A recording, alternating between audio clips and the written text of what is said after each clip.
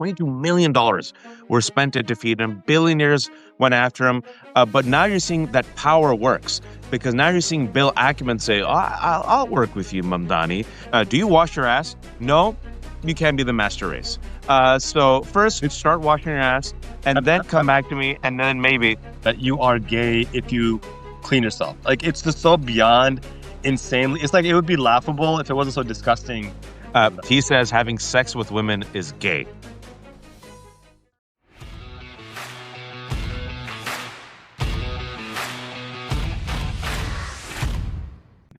Oh, feel wild.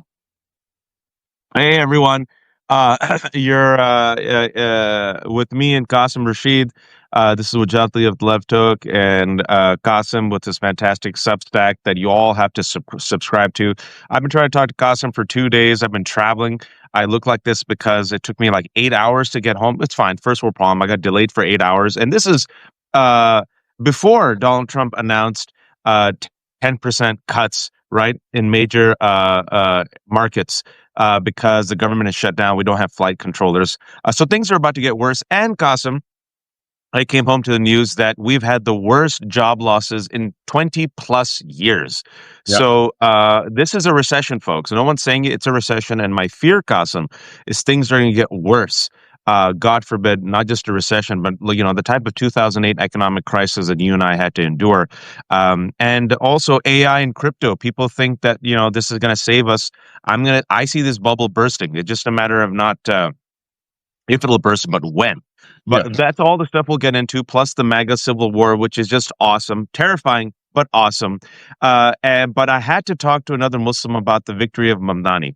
And I've been waiting to talk to Qasim about this. And also to talk about what it means, right? Not just the fact that it's the Islamic caliphate, caliphate of Muslims. No, I kid. But the meltdown, right? I'm going to be talking to Deborah Shushan a little bit later today. But now the ADL, which should change its name to Pro-Defamation League, Qasim, has a Mamdani monitor. Chuck Schumer, I don't think, has still endorsed Mamdani. Jeffrey said he's not the future. Pete Buttigieg, I think, thanked or congratulated Mickey Sherrill for a double-digit win. Spanberger. He forgot someone. Did you notice that? He forgot someone? The $22 million were spent to defeat him. Billionaires went after him. But now you're seeing that power works, because now you're seeing Bill Ackman say, I'll work with you, Mamdani. And now you're seeing all these elected officials say, okay, I'll work with you. However, you are seeing some of the most epic, hyperbolic, just batshit meltdowns that I have not seen since 2008, since we elected our first Muslim black president, Obama. A lot to unpack there, but setting the stage, Qasim, I give it to you. A lot to unpack, and I'll start there. MAGA's manifested Mamdani. They got all Americans so scared about an African-born Muslim socialist being president that they actually manifested an African-born Muslim socialist as the mayor of the financial capital of the world. And you're right, there's so much to unpack here. This is what happens when we don't talk for a couple of days. I actually leaned into this whole Islamic Sharia caliphate taking over New York City and said, let's kind of cut past the hyperbole. What would it actually look like if you had Islamic Sharia in New York City? And I brought out 5 things, and tell me if you disagree with any of these things, right? If you actually had Islamic Sharia as exemplified by Islam, the Quran, the Prophet, all those important, primary sources. One, you would have a wealth tax on stagnant wealth. There would be at least a 2.5% tax on the trillions of wealth being hoarded, and that money would then be invested into infrastructure, into small businesses, into feeding the poor. At least a tax. 2, you would have no more interest. So all these exploitative interest schemes and these Ponzi schemes and this usury, it would be gone, and people would be able to survive without being just drowned in credit card interest and car loan interest and property interest. 3, food, water, shelter, healthcare, education, clothing, these basic necessities would be human rights. They would be guaranteed. You would not be allowed to exploit people who are diabetic, for example, by charging them $12,000 a year on insulin. They would be able to get the medication they need. 4, universal basic income. Khalifa Umar bin Khattab actually established the world's first universal basic income model, a UBI, to ensure that poverty was eradicated. And then 5, and this is the big one, this is the one that Christian nationalists are not going to like, separation of religion and state. You would have actual secular governance where people could worship however they wanted or didn't want to worship without any kind of government oppression. What do you think? I think that would actually be a pretty awesome New York City, if you ask me. Well, also you'd make a really delicious halal food. Yeah. There'd be lotas, there'd be bidets at every single restaurant. So you'll have like shatafs, bidets, totos. Everyone would have a clean ass. Because I've always said, Qasim, Americans, wash your ass for the love of God. Just wash your ass. Good All hygiene. these white nationalists. I've always said this. I've said this publicly.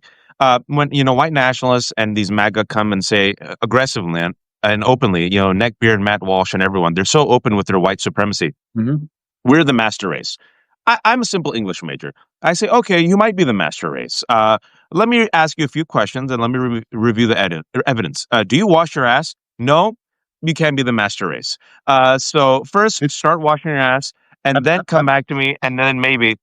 I don't know if you know this, Jahad, but it's considered gay now to wash your behind after going number two. That's the mantra that the right has espoused, that you are gay if you clean yourself. Like, it's just so beyond insanely. It's like it would be laughable if it wasn't so disgusting and unhygienic that No, you.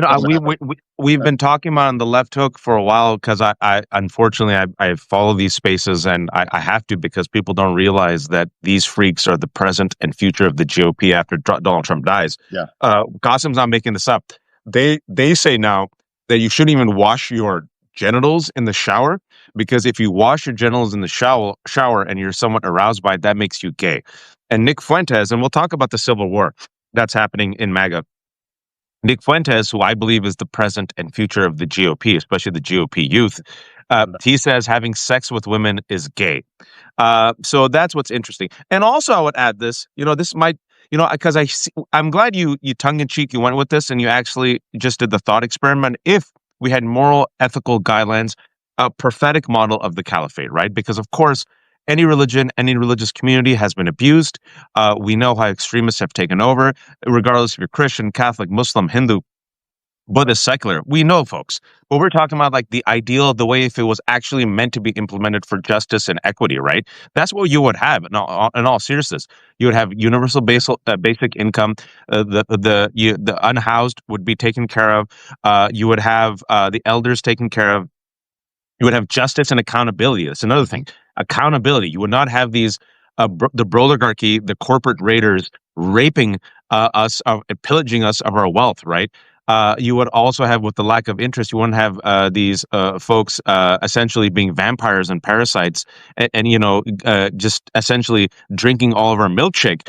And furthermore, in addition to the cleanliness aspect, you would have empathy. People would care about each other, right, and be forced to care with each other. Now, of course, this is the ideal landscape. It has happened very rarely in life, but what they say, oh, the Islamic Sharia and the takeover, and the women and the gays, and it's so interesting to me. It ain't us who are going after marriage equality. It's not us who are promoting Christian nationalism and homophobia in Uganda.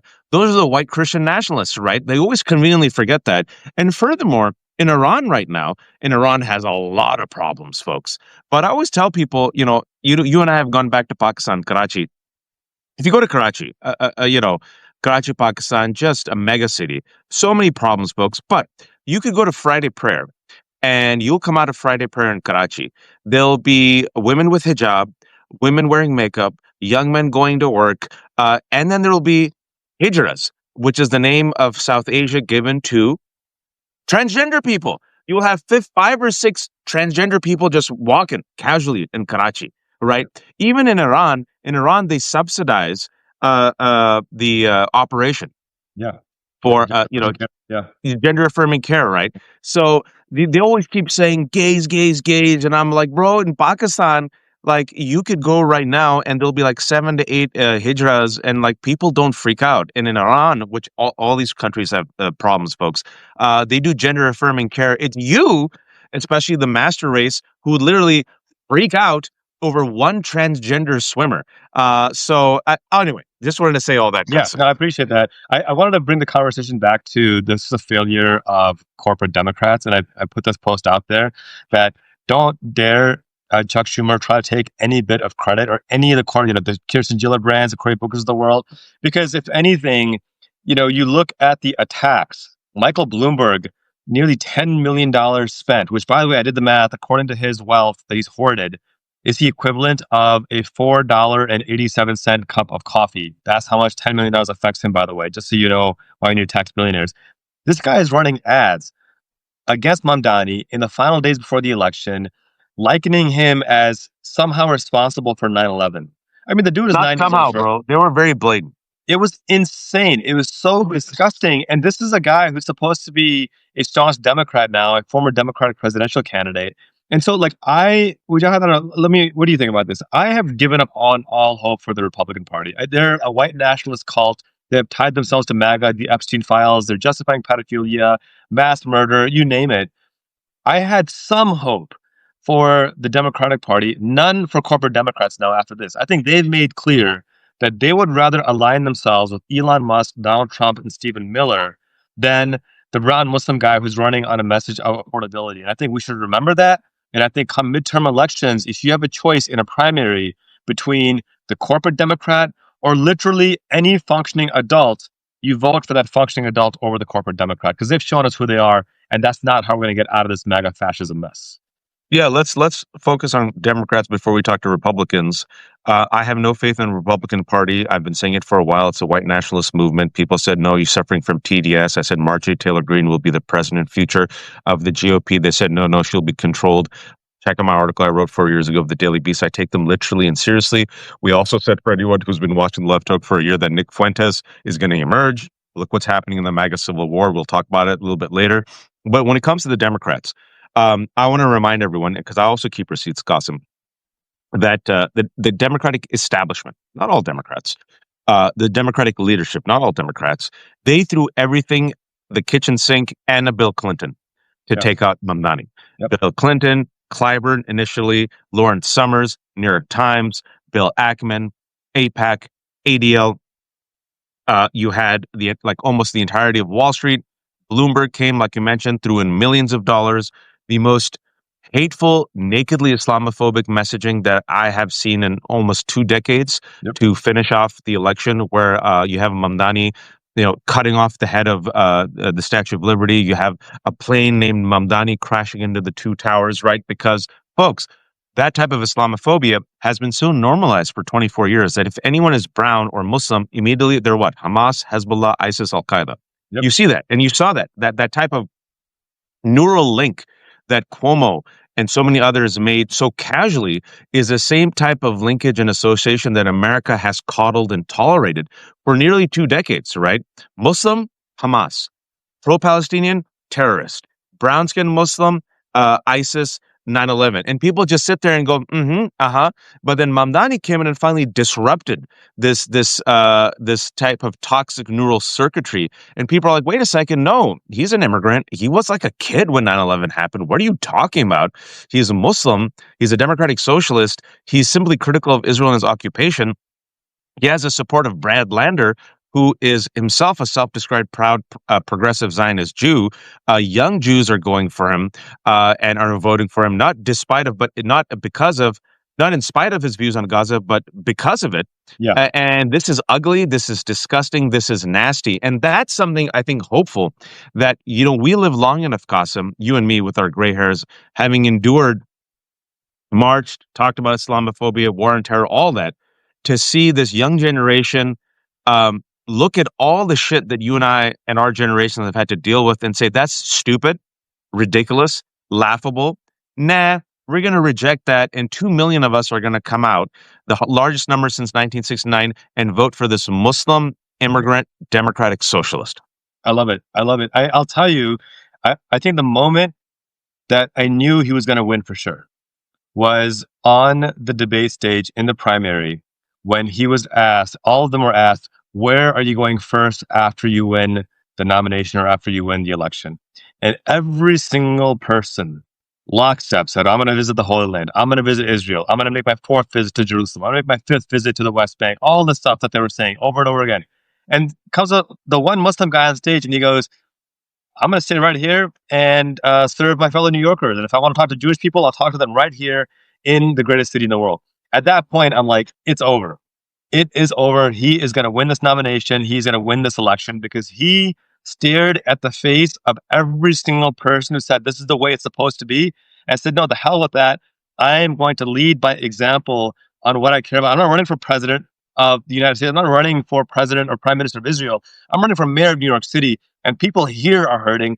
People here can't afford their groceries. People here can't afford their rent. What the hell am I going to do in Tel Aviv when I should be here in New York City, in Queens, in Brooklyn, in the Bronx, taking care of the people here? At that moment, I knew this guy was going to win.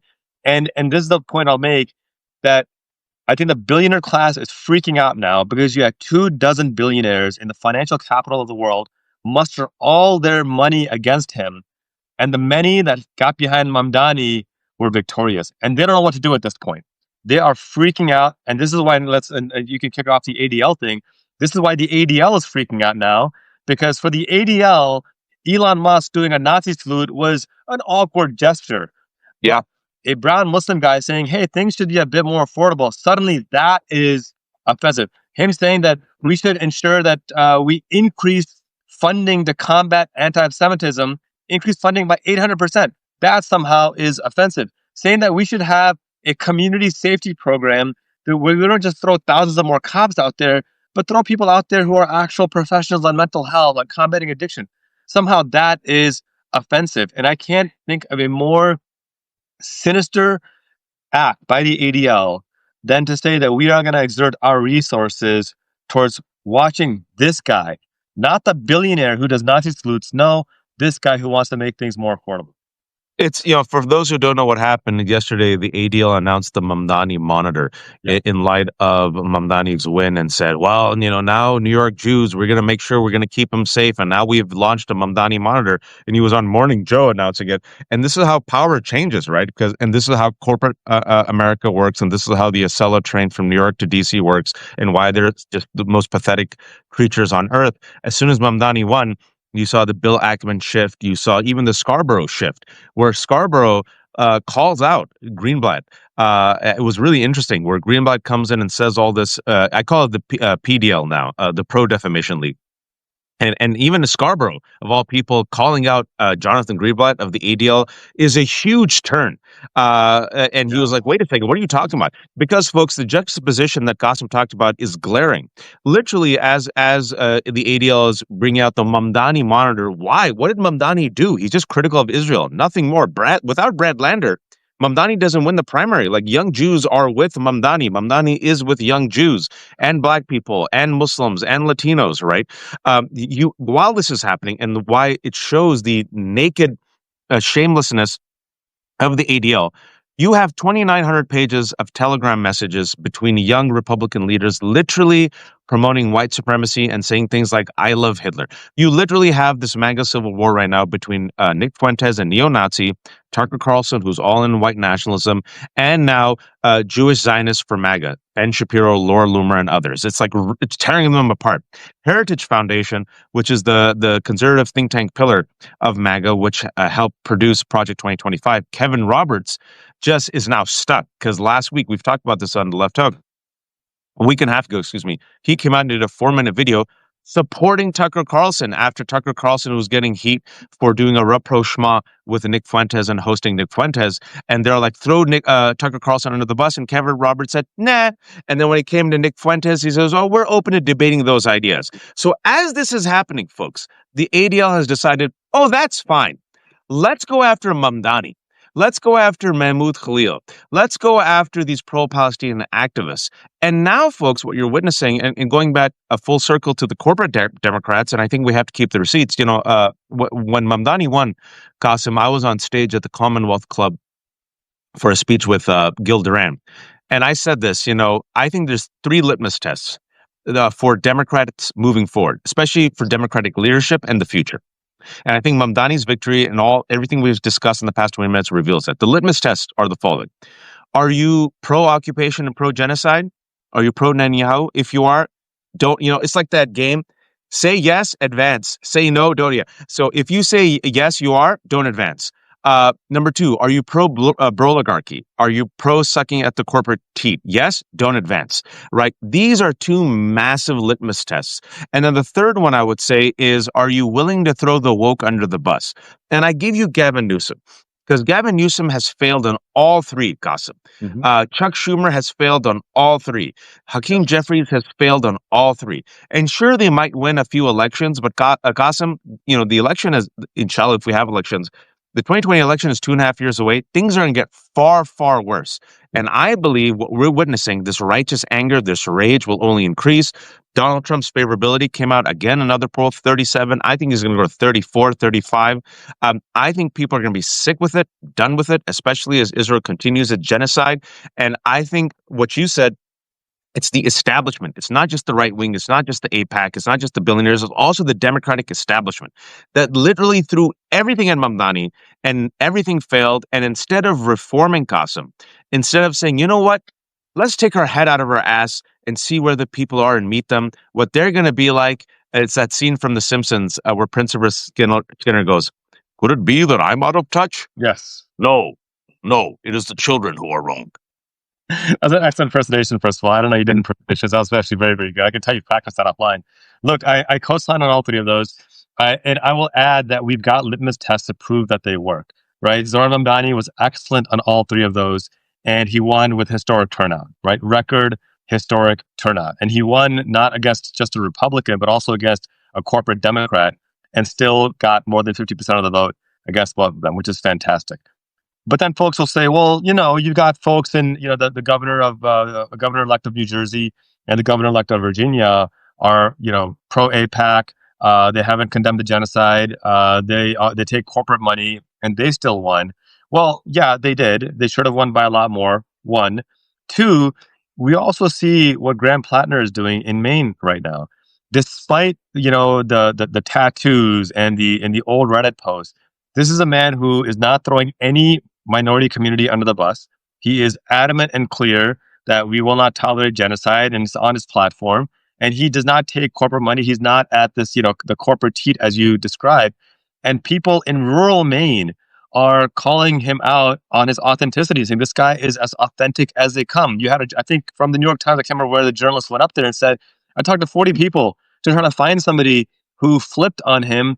And there's a complete disconnect from national media to what's happening here locally in Maine. I think people are genuinely sick and tired of the corporate, consultant tested models. And they just want someone to be honest and say, like, look, we don't expect you to be perfect, but where are you now? And are you going to uphold justice right now? And I think that's the examples that we need to see going. And I'm hopeful that those people who watched Mamdani's win, who are watching, and there's other examples, well, Abdul El Sayed running in Michigan.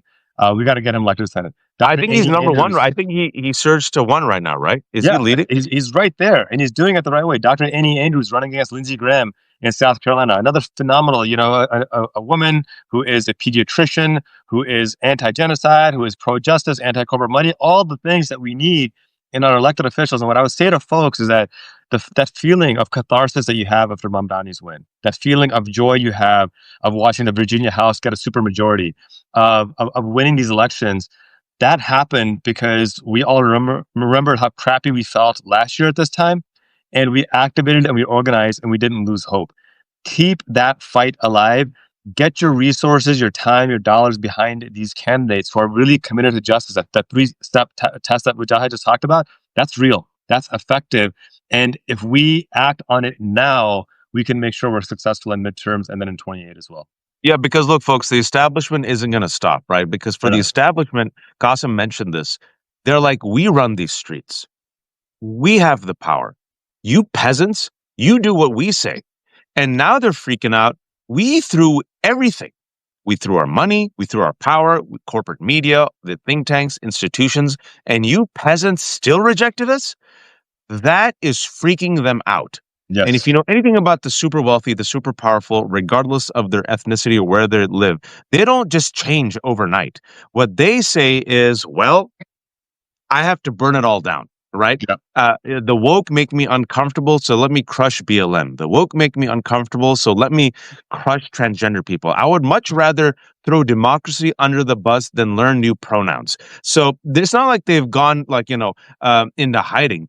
My fear is that the establishment is gonna burn it all down, and that includes the Democratic Yeah. establishment. If you tell them you have to abandon the corporate teat and the oligarchy and Netanyahu and these supervillains, they were like, no, we'll burn it all down and we'll take our space rocket. And my fear is that they will do everything. They will align with the Republican Party and the billionaires to throw Mamdani's mayorship into the grinder and then turn around and say, see, we told you. Come back to us, right? Yeah. That's my concern. That's my fear. And I'll say one last thing on Virginia. Some people are saying, well, I was having this conversation with some friends yesterday about Virginia. Well, Virginia is, purple. Virginia is a bit different. Qasim, I think if there was a type of authentic, progressive outsider who ran in Virginia, especially in the last 2 months, folks, I've been talking about this a lot, the type of pain that people are going through right now with the government shutdown, I think they would have won. 100%. Mickey Sherrill, they said, oh, she's in a rubberneck race. It's going to be super tight. She won by 12 points. I Yeah. really do think if someone comes in authentic, anti-establishment on these three pillars, but specifically on affordability and anti-oligarchy, that's the message. And that's why it's so threatening to Jeffries, Schumer, Lawrence Summer, billionaires, because it's the exact antithesis of what they espouse, which is restoration, not reformation. Your take. You're exactly right about that. I mean, it's hard for them to condemn these Trumpian policies when they're funded by the same people, right? I mean, the billionaires funding Trump or funding Cuomo, and that's just a reality. And they're the same ones funding Schumer. I want to give a shout out in our chat. Robin White pointed out something really important that we haven't talked about yet. Zoran's all-female transition team with the amazing Lena Khan as part of it. I mean, That's great. this is what I mean. First of all, I'll be the first one to confess. I don't know all the women on his transition team. I've not worked with them before. But Lena Khan, everybody knows Lena Khan, and any team that she's on is a team that I feel fully confident and safe about because she is brilliant. And this is what we mean when we say representation matters and getting the right people and the best people for that position. I have no doubt that all four of those women are the most qualified and best people for that position. I also have no doubt that this isn't the first time that four women were the most qualified and should have been in that role.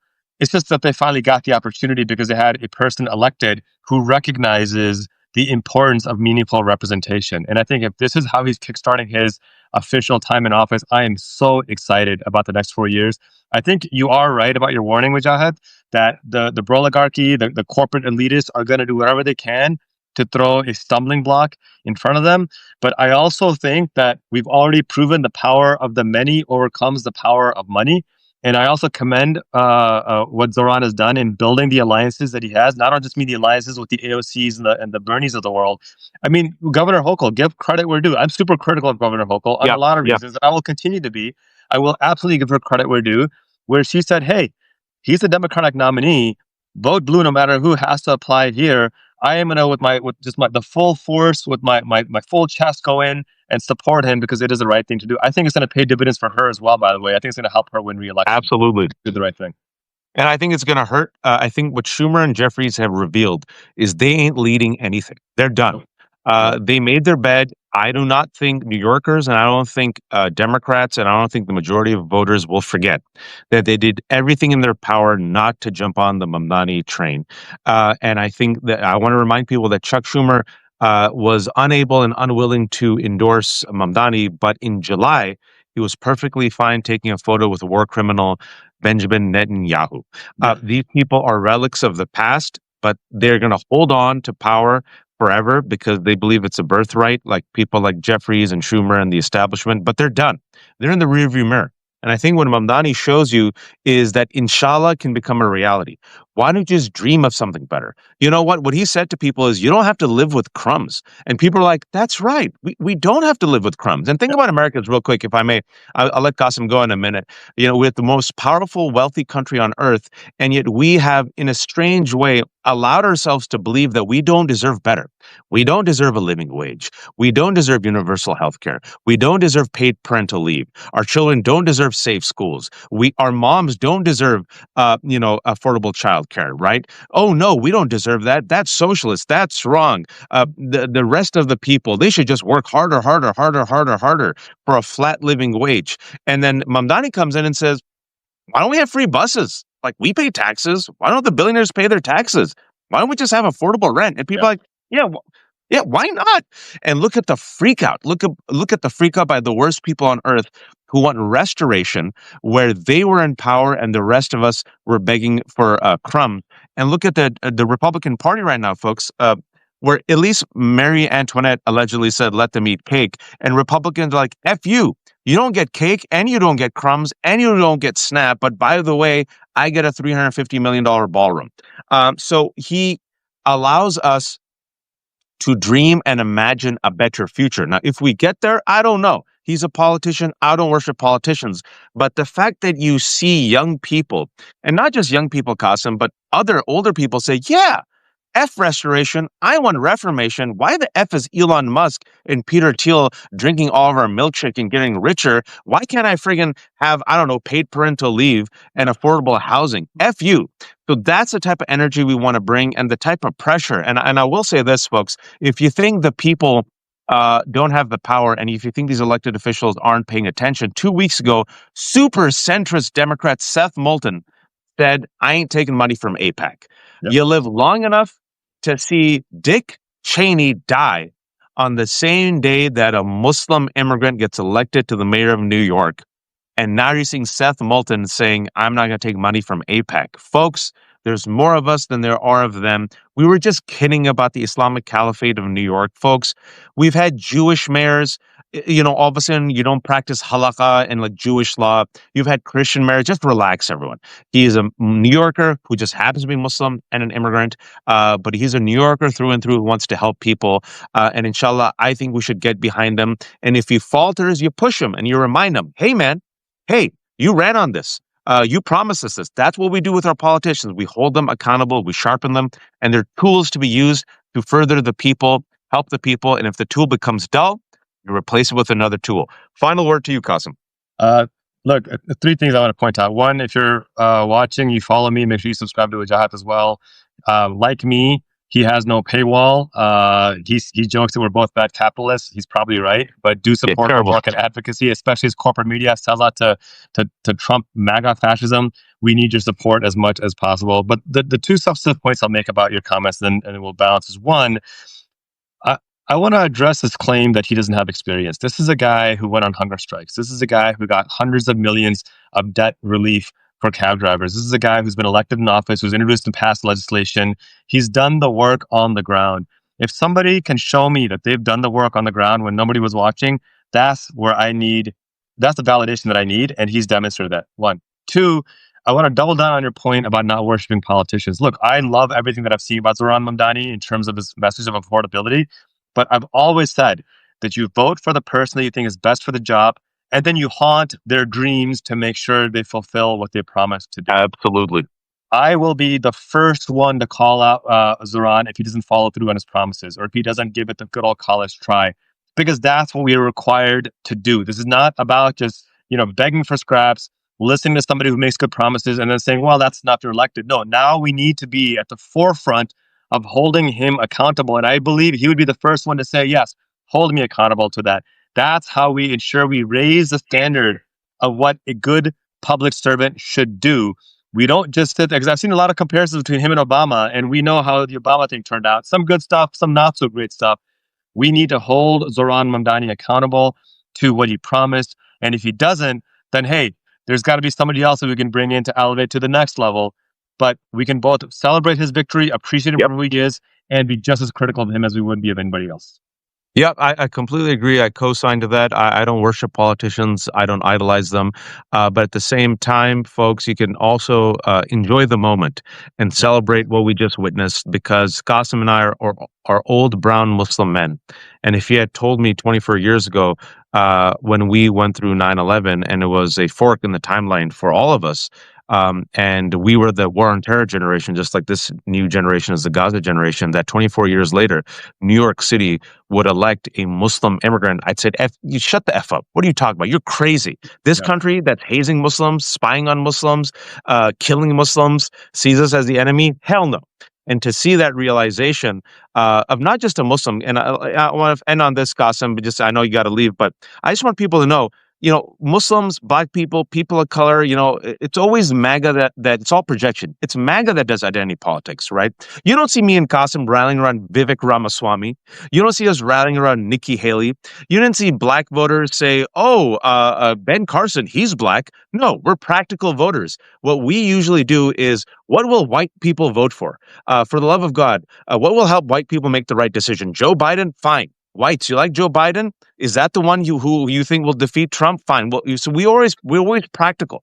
It's not just because he's Muslim. It's the type of candidate that he is, the type of vision story that he is promoting, and the fact, folks, that he didn't abandon his Muslim roots and Muslims. He didn't abandon his immigrant roots and immigrants. He didn't abandon South Asians and his South Asian roots. He didn't abandon the cultural quirks that kids were made fun of for eating with his hands and speaking, Urdu. And he released an ad in Arabic the week of the election, where he was being destroyed and pilloried by these billionaires as somehow being a Muslim terrorist, right? So that showed me a man who is unwilling to throw everyone else under the bus and is willing to move forward with everyone. And to me, as a practicing Muslim, that's what made him a Muslim candidate that I was willing to support.